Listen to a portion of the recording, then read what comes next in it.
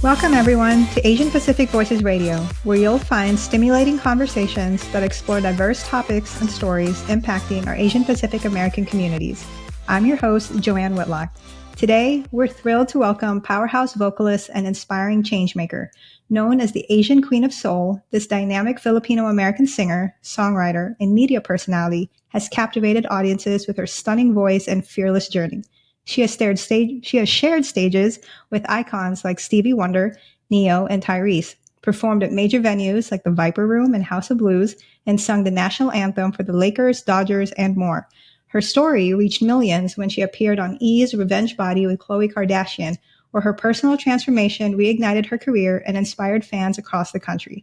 It is my great pleasure to welcome Ranella Ferrer on Asian Pacific Voices Radio. Hi, Ranella. How are you? Hi, Joanne. Thank you so much for that great intro. I appreciate it. I'm so glad to finally be a part of your show. I know we've been trying to record this one for a while, and Yes. I'm so excited to have a fellow Filipina on the show. So, Yes. Salamat. I'm even wearing, what do you call this? it's like a little barong It's like a Tagalog for the Filipino Filipino. version of Barong Tagalog that my Yeah, mom got me all the way from the Philippines. She's been like, you need to wear that for some special event. And here it is. perfect A special. opportunity. Yeah, exactly. So your resume and your story are so impressive to me, and so I'm Thank you so so glad to finally much. have you on, and I can't wait for our listeners to learn more about you. So speaking of the Thank you. Philippines, you began your journey in music and entertainment at just 13 years old, What? shortly after like immigrating from the Philippines. So can you kind of Right. walk us through what it was like to chase your dream at such a young age? Most people don't even know what they want to do at that age. How did you know Yeah. that that was the path you wanted to pursue? Well, technically, I've been singing since I was a fetus in my mother's womb. I say this to everyone. I don't recall a day or two that I didn't sing or hum a tune. So even when I was living in the Philippines, I was always the singer. I was always the national anthem, Filipino national anthem singer at the front of this class doing this. And all my classmates were like, oh my God, it's Ranella again. We're tired of her. Get off the stage. So it was only right. Like when I came to the US, I obviously didn't know what I wanted to do. I either wanted to be a nun, a preschool teacher, or a fashion designer. All three different things, right? And I felt like God had a calling for me because everything that was presented throughout my life has been with music. And, since I was a little girl, I've, humbly saying that I've always been given credits for my singing voice. And when I came to the US, it just kind of like magnified that when I met one person to another, my music composer, Dwayne Wayans, from the Wayans brothers, second generation. He was the first person that I ever worked with in the US as my main musical composer. My hairdresser was the one who introduced me to him in high school. So she was like, I'm talking to this guy and he needs a singer and I think you'd be great. I was like, okay, I'll meet him. And next thing you know, I'm driving inside the Disney Lot Studios. I was like, oh my God, what the heck? I'm at the Disney Lot Studios because at that time they were filming My Wife and Kids on ABC. So he told me, he's like, you know what? Just perform, perform, perform, but don't be a whore. I mean, I'm like, okay, well, that bet. Easy. Being a Filipina still at root, our culture is very conservative. Our parents taught us to like, you can't have a boyfriend until you're like in college or even out of college. So I was like, okay, fine. From the outside, I look like obviously I'm a musician, but deep inside, all I did was like sing and perform. And that's exactly what I did. I performed, performed, perform, and didn't become a whore. I'm just kidding. That's a pathway to greatness right Yeah, there. exactly. So, Right. like starting in the industry as a teenager, like you said, what changes have you seen in terms of diversity and representation over the years? Oh Like, my what God. challenges still exist for artists? Well, it still does exist, Right. unfortunately. But when I first started, obviously, I was a teenager. Besides being a Filipina, an Asian that nobody saw on stage at that time, especially, in the mainstream, there was no one performing in Hollywood like that looked like us, that was Asian, performing and opening up for Keyshia Cole, Nelly, which I did in the past. In hip hop urban clubs, there was no one at that time. So I had to fight security guards, even getting to the front of the door, like, hey, I'm supposed to be here. And, and I fought my way to even get inside the clubs because also I was underage. So before I performed at the clubs, like let's say Viper Room, I remember specifically the securities were like, well, you guys are underage, so you guys can't get in the club until you actually perform on stage. So we would wait at the back of the club until they called us to perform, but we were so hungry and we just really wanted to do what we really loved and genuinely loved that we were like, okay, we'll do it. And I did so many different clubs in Hollywood at that time and did not care what was around me, did not care who was, that I was only like literally before social media exposed everyone who, all the organizations right now that are uniting. I mean, I'm not gonna lie. I did feel like alone. There was no one telling me, "Hey, you should do this. You should do that." I feel like a guinea pig. Like I had to do everything by trial and error. And my mom obviously wasn't as supportive as she should have been. I mean, I completely get it, especially at that time. You don't see any Asian American on television or on in music industry at all. Before K-pop got big, before all these influencers got big that are Asians, I was the only girl fighting my way. At least it felt like, because I was the only one in the Hollywood scene at that time, really performing in these big urban clubs. And yeah, and I'm grateful. Here I am. I still kept fighting through, and I'm grateful that I still just were given opportunities, because there's been many times that I've been questioned. Well, like, can you really sing? You're Asian. Let me see if, like, I would get that a lot. Like, sing something. And I would be ready. I'm like, well, wait till you hear me sing, because I was always like stereotyped as just like, maybe she's just a pop singer, like, do, do, do, do, do. I'm like, no, I have power vocals. Filipinos, we have power Karaoke. vocals. We're like the second soulful artist in the world. And this is what all my black friends tell me. They're like, girl, all Filipinos can sing. And I was like, yeah, most of them can actually sing. And I'm just grateful that I've been gifted. I mean, I don't, like I said, I tell this to people. I'm like, I don't think I'm the best one, but I think I just fought my way through this because this is what I felt in my heart that was my calling.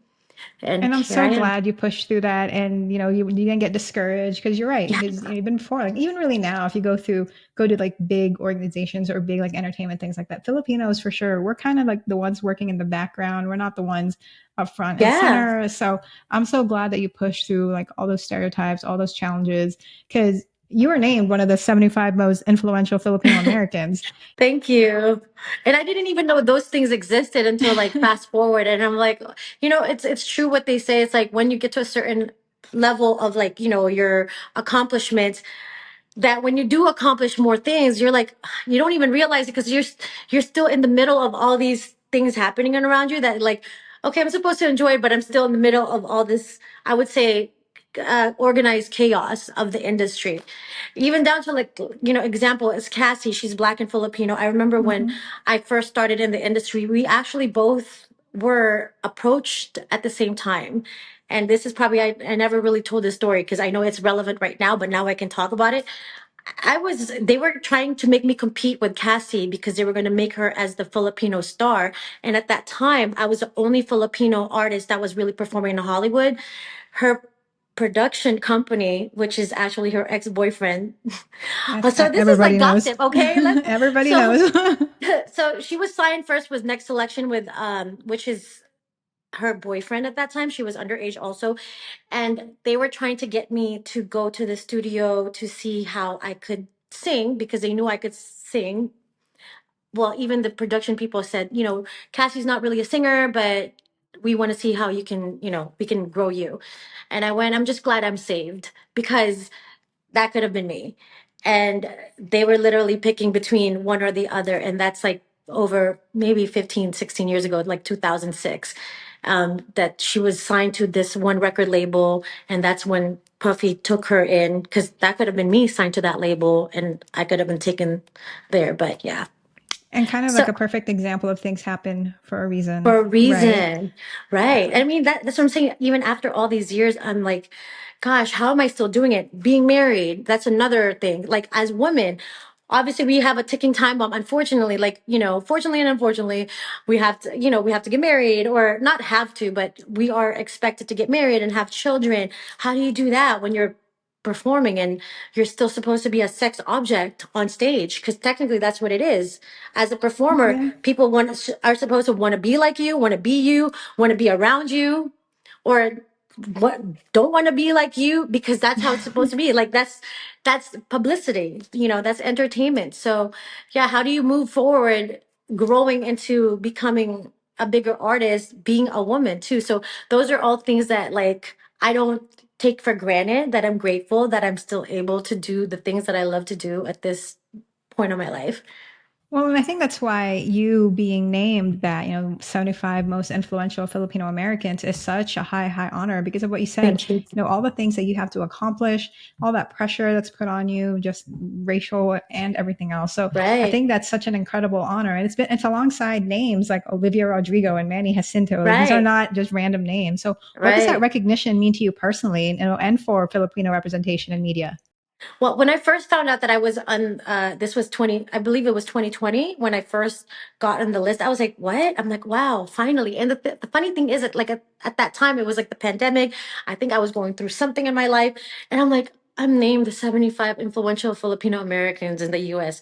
That is crazy. Because have you been to a Filipino fest? There's so many So many. Filipinos. And I'm like, sometimes, I feel like the more I accomplish, the more humble I get. Cause I'm like, who am I? I'm just a girl from the Philippines. And then that really pursued my passion with my heart, that never took no for an answer, even with my parents and even with my mom being unsupportive, or my family questioning, like, are you crazy? Why are you going to be in the music industry? Why don't you just become a nurse or a doctor, or, Yep. right? So to me, it's such an honor to continue to be recognized in such a way, because 75, there's millions of Filipinos in America and even all over the world. And I'm sure there are other people out there also too that still don't have that voice, but they are making, like yourself. Like, I mean, you have a voice now. I'm sure you've had a voice for a while, but there's other people out there that are making names for themselves without people really knowing exactly who they are. Like, I know some people that work for the Lakers that are up there, and they're Filipino, but the Filipino community still hasn't recognized them yet. So there's so many of us that's still paving our way that still deserves recognition also. So I'm definitely honored to be amongst them as well. So Well, and that's why people like you are such great role models for, to kind of fashion and model the way that you thank want to you. be. So seeing you and having, people that look like you, that inspires other people. So I mean, a little biased, obviously Filipino. So I'm just so happy to see that, Yeah, and thank then you. you were talking about, different performances, like I mentioned in your intro, you performed at venues like the Viper Room, the House of Blues, the Staples Center. Yes. Tell me, like, is there one performance or like moment that stands out, especially meaningful to you in all those experiences? Yeah, I would never forget the first time that I ever sung for the Lakers. This was in 2016. It was Mhm. Kobe's last season. Okay. And I've been trying to get to sing for the Lakers since 2013. Every year I would email. Actually, how it first started even was like, I want to sing at a big stadium. What's the easiest way to sing in front of 50 to 70,000 people without having to put too much choreography or work? Because, as Filipinos, we're very conscious of our body, and that's another thing because of the weight gain, etc. So I was like, okay, well, I want to do the Lakers. Plus, I was such a big Kobe fan and Lakers fan. So I actually called the Staples Center. I was like, hi, are you in charge of the national anthem singer? They're like, no, you need to call such and such or email such. I was like, oh, thank you. So I did my own research, because people think that are like, oh, someone handed her things. No, I had to do all the hard work behind the scenes. No management, no, agent or whatnot. That as much as I could, I did it on my own. And then every year since 2013, I would email the lady. I was like, hi, it's me again. I would like to sing this year. And she was like, you need to change this. And then one day in 2015, I submitted. I was like, hi, it's me again. If you don't take me this year, I'll try again next year. And then I got the call. And my whole body rose like oh my God, what? Are you serious? And the crazy part about it is, at that time, I just gained 50 pounds. So I was like super conscious of my body that I was like, well, how am I going to do this? Am I going to wear all black on stage or what? But okay, so like, anyhow, like when I finally got to the day that I was going to sing, I was so nervous. And then my mom was also sitting next to me courtside. And I saw 12 minutes before I started singing, my mom looked at me like, I'm so proud of you. I'm like, okay, Oh, mommy, not right now. not right I'm now. like, no, I know you want to be dramatic. You know, Filipinos are dramatic. I'm like, please, not right now. This is not the time. I get it. You're proud. I'm proud of me too. But like, I literally went to the bathroom and was just like, put my hands in the wall and like breathe so hard because I saw Denzel Washington. I saw the Oh my Kardashians. gosh. And I was like, what did I get myself into? Because that was the first, I would never forget because I was so nervous. I was shaking so much. But then once it was over, I was like, wow, okay, what's next? And that's when I found Revenge Body that same day on January 10th, 2016. I was looking on Facebook and I saw, while I was crying, okay, mind you, I just sung earlier that evening for the Lakers, but I was crying because my mind, I'm like, well, what's next? Is this it for me? And then I saw the listing of Revenge Body by Khloé Kardashian, and the questions were, have you gained weight? Have you lost your career because of weight gain? Have you been heartbroken and then you gain weight? I'm like, yes, me. And then I answered it. And then that same week, I got the call also too for Revenge Body. And they were like, the casting director wants to see you. We would love you for you to be on the show. I was like, am I gonna run into the tires and eat a pizza? Yeah, you know those other weight loss shows where Yeah. they're like racing. I'm like, I don't do that. I like, hello, like I look like a bowling ball right now. Oh I my can barely God. jump. And I didn't want to like I never wanted to do anything away from who I was. I didn't want to do any gimmicks for like my singing because I always just wanted to sing. I didn't care about, everything else or whatever. And they were like, no, don't worry, it's going to be motivational. You're going to be, once you lose the weight, you're going to be like a weight loss motivator for all these people. I was like, okay, fine. And then I just trusted the process. And then here I am. But I still And love food. Filipinos, that's another Filipino thing. Yes, We're always going to love exactly. food. So that was season one, right? So Revenge Body Yes. is, Hmm. and obviously a powerful turning point for you. Then what motivated you though to stay so focused, so disciplined throughout that whole transformation? I mean, was somebody just yelling at you the whole time? And then how did that experience Partially. actually impact your life beyond the show? Well, I feel like I've always been focused since I was little because, like I said, during the battle of being in this music industry, I had no one else to rely on. I had no, even friends. Like I like having my real friends, and I did have my industry friends.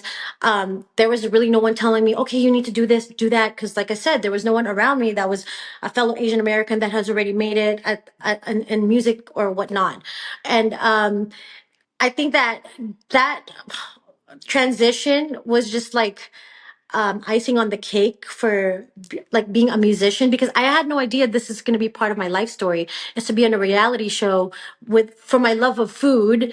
I'm talking about a singer that lost weight because of the weight gain that basically I gained weight from being depressed because my family wasn't supportive. And my mom was like, she kind of cut me off. She was like, well, you're on your own. You want to be a musician? Do everything on your own. So when I started the, weight loss journey, on top of having the trainer, shout out to Corey Kaye, he was actually my trainer on the show. And at that time, he was training Michael B. Jordan at the gym that I was working out of for Black Panther. And I was like, what's Black Panther? I'm doing Revenge Body by Khloé Kardashian. But it's good that I see Michael B. Jordan. How many times do you want me to go to the gym? How many squats do you want me to do today? That's a good So motivator. right. It was actually, being overweight at that time. And then I was like, I didn't realize, especially I was single at that time. I was like, okay, well, all the good looking people are at the gym. So I should be at the gym. So that was very motivating in itself. And, like I said, I've been focused since day one from everything that I did. And I was very challenged. I'm like, I got to make the most out of this. I have this opportunity on my hand and I definitely want to make the best out of it. And I'm grateful that I had the trainer that I did have, who also now trains Lizzo. That's how she's lost all this weight. And I tell him, I'm like, you know what? You're welcome, because I'm probably the first overweight person that he ever trained during that time. And, now it's like fast forward, obviously being married, I've gained like some weight. So now I'm still on a weight loss journey again for the umpteenth time. That's happy But weight though. I know it is. I know it is, because I love food. But I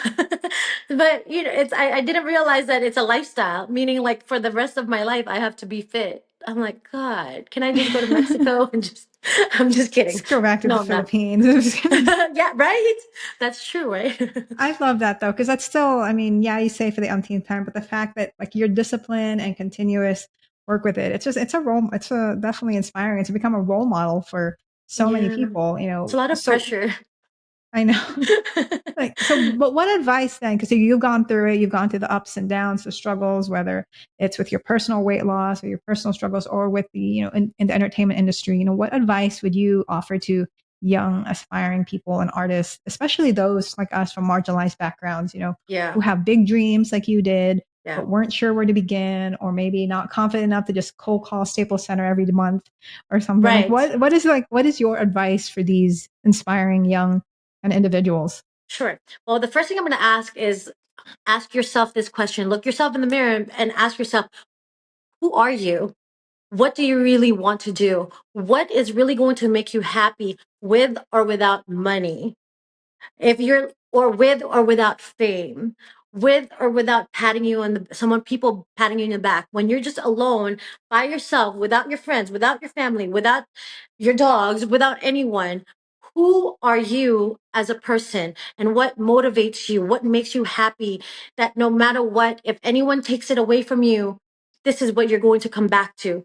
Those are the questions that I ask, because sometimes people go for things because of what they see other people getting, like their light, or their fame, or their money, and they want to be a part of it because they see all that stuff. But then at the end of the day, it's really superficial, because it's not an easy task. That's why not there's still no Asian, well, there's still, let's say, Filipino-American, that's a household name, like a J-Lo or a Beyonce, or even Asian Yeah. Americans, right? There are that we have the pop girl group that came out, and then the the uh the pop male group that came out from K-pop or whatnot. Like There are BTS. still some people out there in the world that doesn't know them, unfortunately.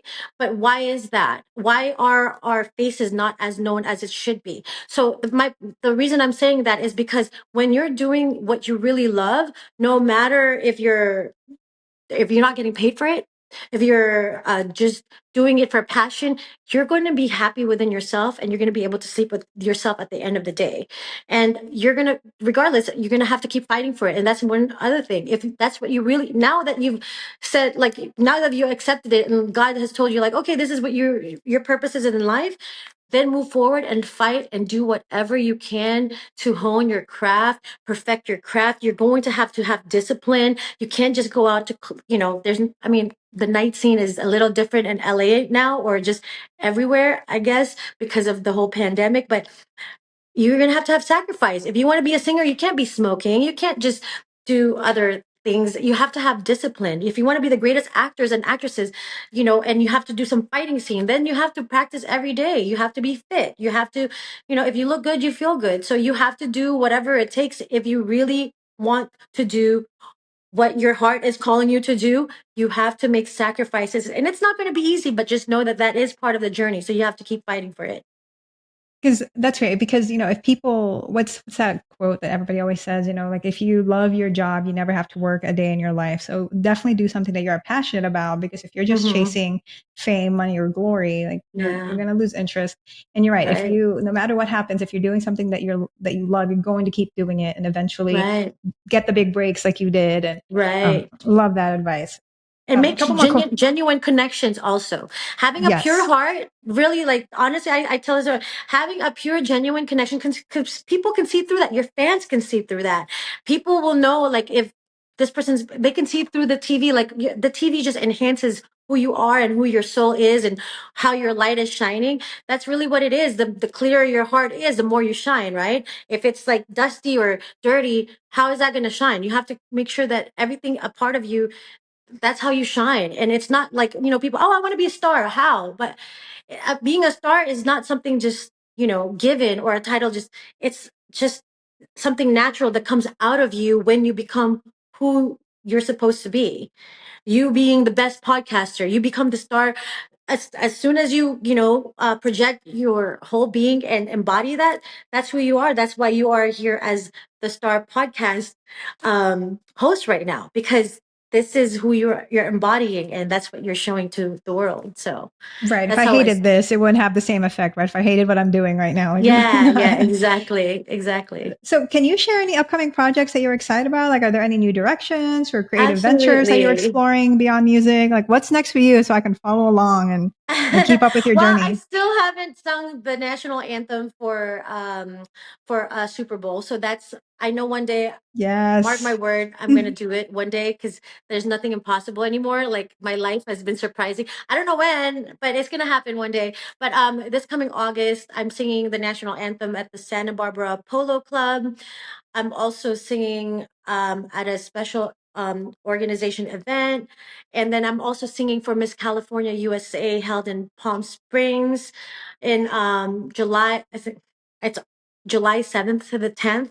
And that's when they're having, no, I'm sorry, it's August. It's one of those dates, actually. I'm sorry. I don't even know. Sometimes I don't even know my schedule. But yes, so I have those 3 gigs on top of my head that's coming up. The Miss California USA, this one organization against mental health issue, and then also for the Santa Barbara Polo Club. That's exciting. Okay, awesome. All right. So before we go, I have a few more questions before we run out of time. I want to do like a fun little lightning round with you just to kind of learn a little bit more about you. So I'm going to ask you some random questions, and you tell me the first answer that pops into your head in like less than 30 seconds. It's like a lightning round of questions. Your dream venue to perform at. You just said Super Bowl, unless there's something else. Dream venue to perform at. The Wimbledon. Okay. All right. Mm-hmm. One artist who is always on your playlist. Beyonce. She's all over my Instagram right now. Right? She's all over my and social Mariah media. Carey. I know. Okay, I had two. Good ones. First thing you do after a big performance, you walk off stage. First thing you do. I eat. Because I can't eat before, and the whole day I'm nervous still. Like, I eat. I love it. Leads up to the next question. That's perfect. Your favorite guilty pleasure comfort food? Ooh, a lot. Thai food. Okay. Thai food. One word that describes your vibe on stage. Powerful. Love it. Then if you could trade voices with any singer for one day, who would it be? Mariah Carey. Who wouldn't do that, right? Like, who wouldn't say her? Awesome. I love it. All right. Thank you so much. Thanks for playing along with that. I just kind of wanted to do like a little lightning round. I love that. Thank you.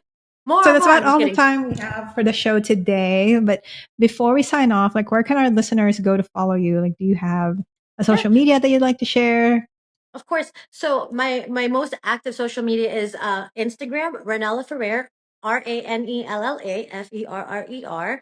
And then I do have TikTok. I started TikToking. I'm still kind of getting the hang of it, but that's most of the social media that I use. I do have Facebook, but I'm not on there as much. But yeah, catch me on Instagram and say hi, say hello. I don't bite. Awesome. Thank you so much, Ranella. I'll definitely make sure to follow and learn all your upcoming gigs. Get the dates on those three gigs that you have upcoming. So it's definitely a pleasure having you on. Thank you so much. I'm so glad we finally got to do this. Salamat. Salamat. To all our listeners, we also want to hear from you. If you have any suggestions for future guests or topics, feel free to reach out. And don't forget to subscribe on your favorite podcast platform and follow us on Facebook, X, Instagram, and YouTube for more inspiring conversations. Asian Pacific Voices Radio is produced by Asian Culture and Media Alliance, or ACMA, a nonprofit dedicated to empowering the Asian and Pacific Islander communities with a voice through media arts. If you'd like to learn more about ACMA or support our program, please visit our website at acmasocal.org. Once again, I'm Joanne Whitlock. Thank you again to Ranella for being on the show. And please join us next week for another exciting and thought-provoking episode of Asian Pacific Voices Radio. Until then, take care, everyone. Ingat! Ingat!